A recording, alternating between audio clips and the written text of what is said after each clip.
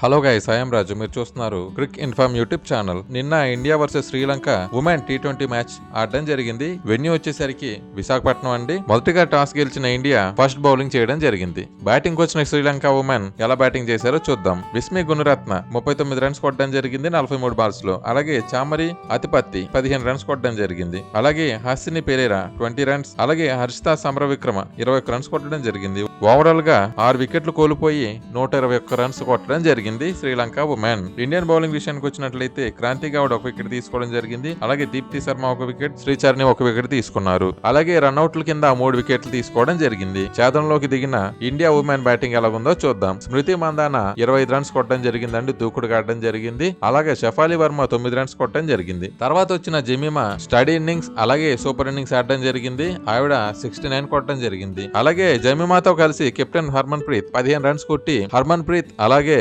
Jemimah ఇద్దరు కూడా not out కింద ఇండియా 14.4 ఓవర్స్ లోనే 120 రన్స్ కొట్టి 8 వికెట్ల తేడాతో శ్రీలంక ఉమెన్ పై విజయం సాధించడం జరిగింది. అలాగే శ్రీలంక బౌలింగ్ విషయానికి వచ్చినట్లయితే కావ్య కావండి 1 వికెట్, అలాగే రణవీర 1 వికెట్ తీసుకోవడం జరిగింది.